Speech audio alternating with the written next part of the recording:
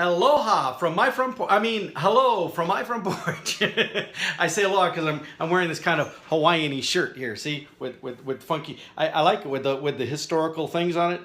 It actually belonged to Doyle Morris, who was my ex-wife's stepdad. Doyle was a great fellow, but this was one of his shirts, and I whenever I get it out and wear it, I always wear it very proudly. He was a good man, Korean War veteran, and he lot of great memories from him. He's no longer with us now, unfortunately, but it's good to still remember him and to carry on his memory. So I'm happy to be wearing this. But it's kind of ironic that I'm wearing his shirt today because I've had something weighing on my mind. Have you ever had someone challenge you that you worry too much about what other people think? Well, I recently had a good friend challenge me about that. And at first I thought, well, no, that's not a fair challenge, because I used to really worry about what people think, and I've gotten better about that. And I do think I have gotten better about that, but I think I've still got room to grow. because honestly, it is something that consumes me at times. Not like, oh, that I stress and worry about it, but that I'm always like, okay, mindful of, well, how are we gonna, what about this, and how, that whole concept of appearances, and especially now that I'm a published author and all this kind of stuff, it's like, okay, well, what am I posting to social media, and what are other people tagging me in on social media, and all that. I think it is important to worry about some of those things, but it is also possible to take that awareness too far, and I don't want to fall in that trap of doing that. I want to be a little more free and carefree and easygoing about things. And the reason I mentioned Doyle is because Doyle was a pretty carefree guy, especially towards the end of his life. I guess I didn't know him when he was younger. But in all the time that I knew him, he seemed to be a pretty, hey, this is what I want to go do, and I'm going to do this. And when the grandkids came along, especially, he would play with them. And now, granted, maybe some of this is just because you get grandkids and it brings out the grandparent in you. I don't know, but he would do goofy dances with them. He would play all. He did not care what kind of an idiot he might look like. All that mattered was the grandchildren having fun. And it wasn't just stuff that he did for our kids who were his grandchildren. He did this for kids there in town. He did it for, and even he volunteered at the school, and he volunteered at the nursing home there. Even while he was still living on his own over in Baxter, Iowa, he volunteered out at the nursing home where he'd go out and do bingo and all this kind of stuff. But he would always do it with a little flair. He'd always do it, in his own kind of colorful, goofy Doyle way.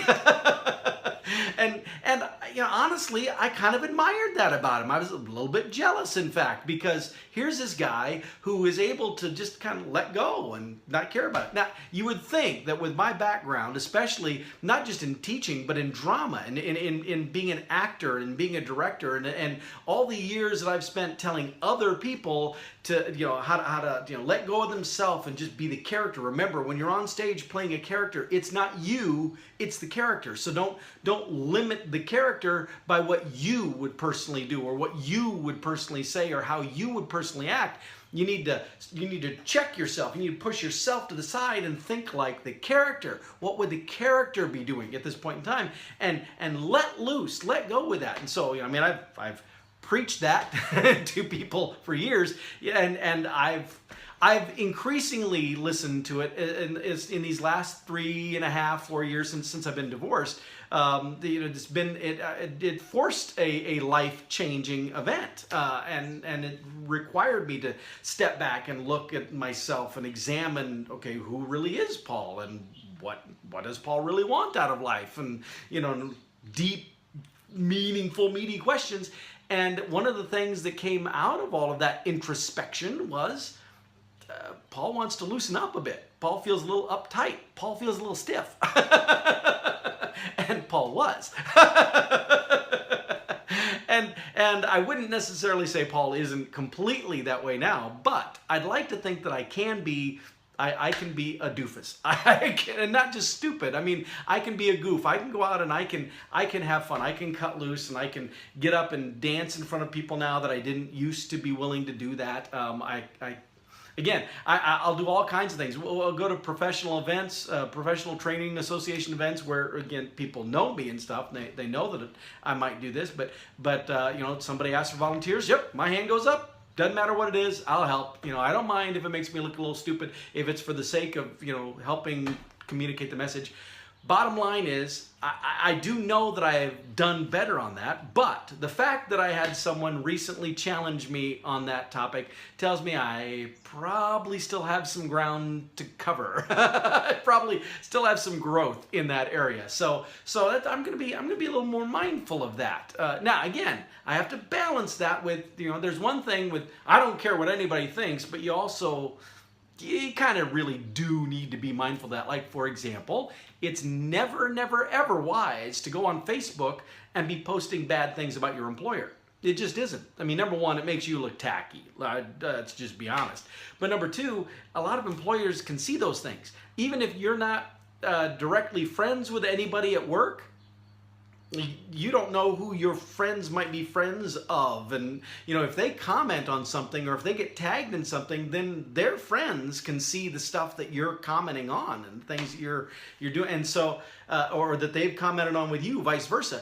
And so you just never know. When you post something out on social media like that, it's out there potentially for anyone to see. You might think that you're restricted to only my friends are seeing this, but you have no guarantee that, and people can do screenshots of things and share stuff too. That happens all the time.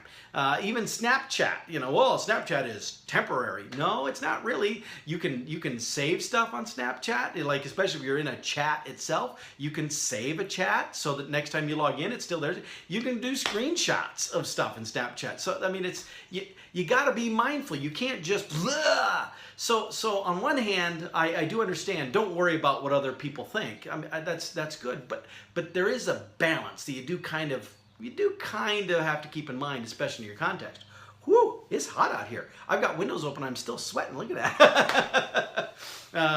But anyway, the mental image that comes to my mind is that, you've heard the phrase "dance like nobody's watching," and I used to think that's a really good idea. Don't worry about what anyone thinks. Just pretend they're not even there. Just do whatever you want.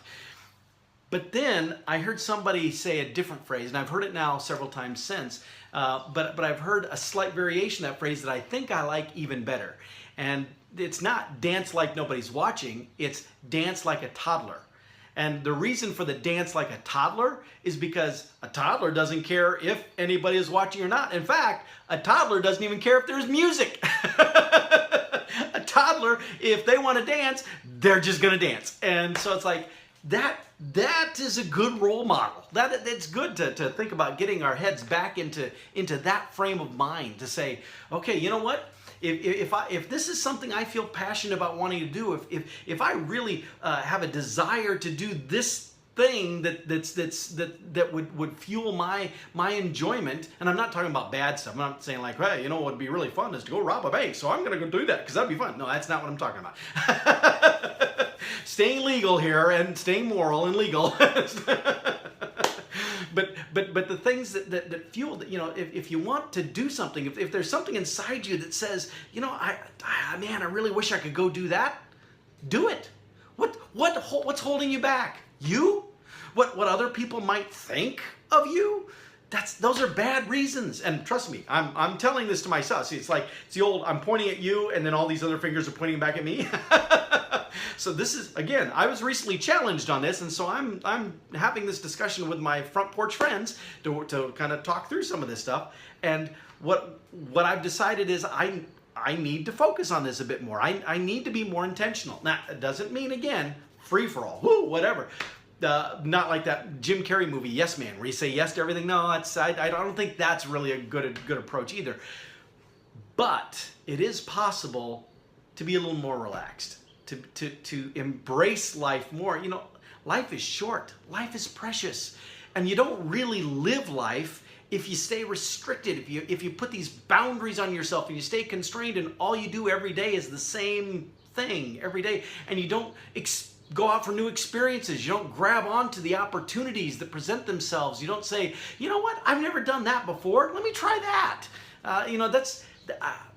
For a while, I was doing a really good job of that, and lately here, I've kind of pulled back a bit from that, as I've been thinking about this, and I need to get back into doing more of that, of being more, I don't know if you say impulsive or experimental or whatever the case may be, but I need to get back into doing more of that. And so I'm going to do that, and I'm going to challenge you. Notice the fingers all pointing back here at me. I want to challenge you to also do the same, because I tell you, if we could all just learn to dance like a toddler, and not just dancing, but life in general. If we could just dance like a toddler, imagine how much more joy we would all have. Imagine how much more fulfilled we would be. Imagine how much more exciting our days would be. Imagine how much more passion we would each be able to fuel and engage and support each other in. It would be fantastic. The only thing holding us back is us. So, with that, I'll see you next time from my front porch.